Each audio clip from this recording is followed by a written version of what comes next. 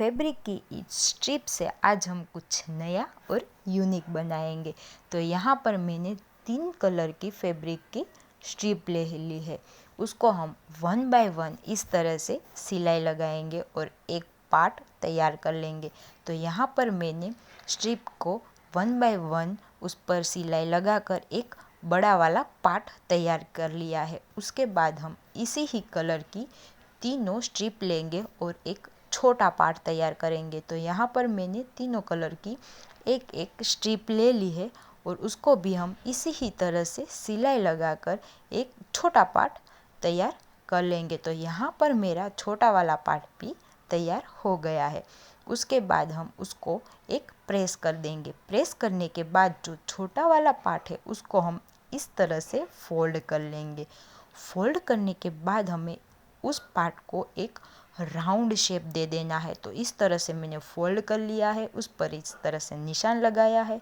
निशान लगाने के बाद मैंने यहाँ पर कातर की मदद से, कैंची की मदद से इस तरह से पार्ट को राउंड शेप में कट कर लिया है। तो यहाँ पर मेरे राउंड शेप तैयार हो गया है। उसके बाद हमारा जो राउंड शेप है उसका हम एक मेज़रमेंट लेंगे। तो यहाँ पर मैंने राउंड शेप का उसकी गोलाई के हिसाब से मैंने मेज़रमेंट लिया है और वो मेज़रमेंट आया है 18 इंच। उसी ही मेज़रमेंट की हमने जो लॉन्ग स्ट्रिप तैयार की थी उसका नाप भी हमें 18 इंच ही चाहिए। उसके बाद जो एक्स्ट्रा पार्ट है उसको हम इस तरह से कट कर लेंगे। कट करने के बाद हमने जो गोल तैयार किया था वो और लॉन्ग जो स्ट्रिप है उस दोनों को हम एक अस्तर और एक फॉर्म इसी तरह से हम दोनों पार्ट को तैयार करेंगे। तो यहाँ पर जो मैंने लॉन्ग स्ट्रिप ले है उसका अस्तर और फॉर्म इस तरह से तैयार है। उसी ही साइज़ का हमें कट कर लेना है। उसके बाद हमें अच्छे से रख कर चारों ओर हमें एक सिलाई लगा लेनी है।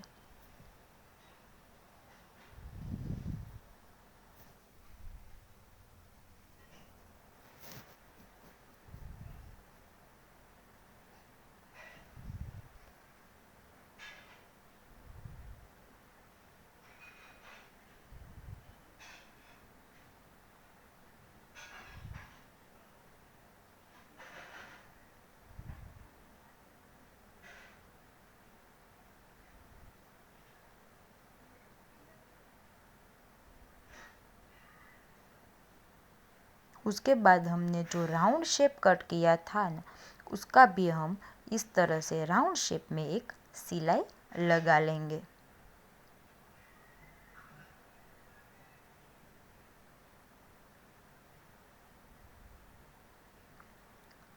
दोनों तरह को अच्छे से हमने फिनिशिंग दे दिया है।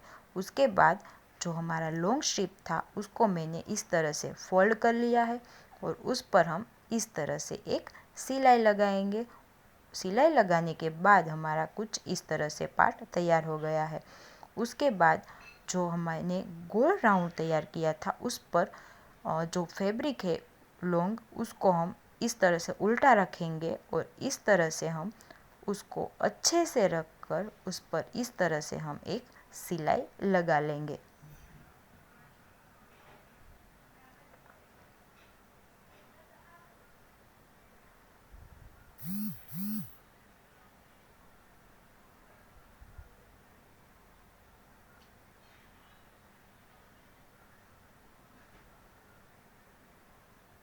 यहाँ पर मैंने राउंड शेप में इस तरह से एक सिलाई लगाई है।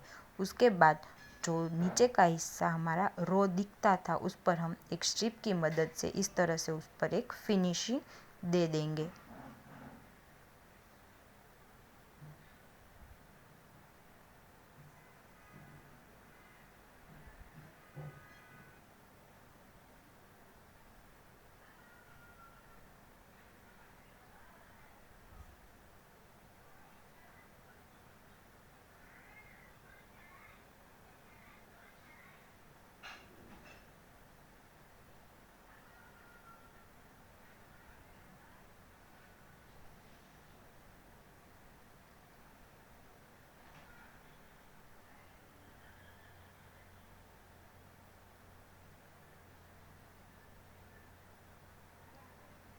यहाँ पर राउंड शेप में फिनिशिंग दे देने के बाद साइड पर भी जो सिलाई लगाई थी यहाँ पर भी हम इसी ही तरह से एक स्ट्रिप लेकर वहाँ भी हम अच्छे से उसको सिक्योर कर देंगे और एक सिलाई लगाकर उसका अच्छे से एक फिनिशिंग दे देंगे।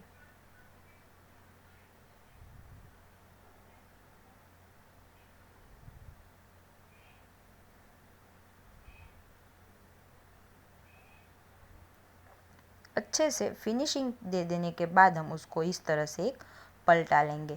पलटाने के बाद जो ऊपर का पार्ट है हमारा उसको भी हम सिक्योर कर लेंगे। तो यहाँ पर मैंने इस तरह से एक स्ट्रिप ले ली है और उसको हमने इस तरह से एक उल्टा रखकर इस तरह से एक सिलाई लगा लेनी है।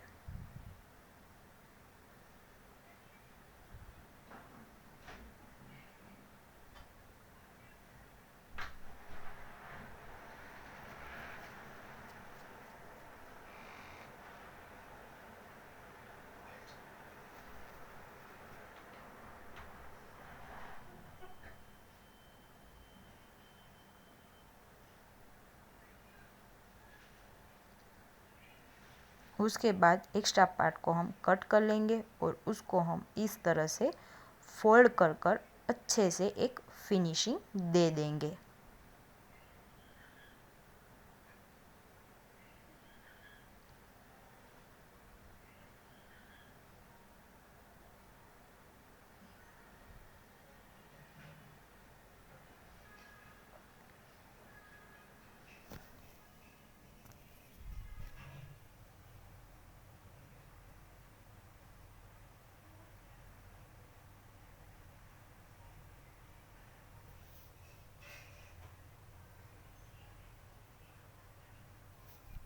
उसको कंप्लीट करने के बाद हमारा कुछ इस तरह से फैब्रिक बास्केट तैयार हो गया है।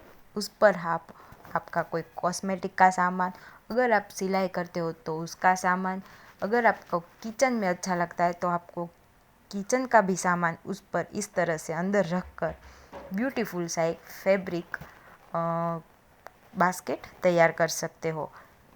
ये ट्रिक और ये वीडियो आपको कैसी लगी कमेंट करके बताना। अगर ये वीडियो आपको अच्छी लगी तो प्लीज़ लाइक, शेयर और सब्सक्राइब करना मत भूलना और कमेंट में बताना कि आपको ये वीडियो कैसी लगी।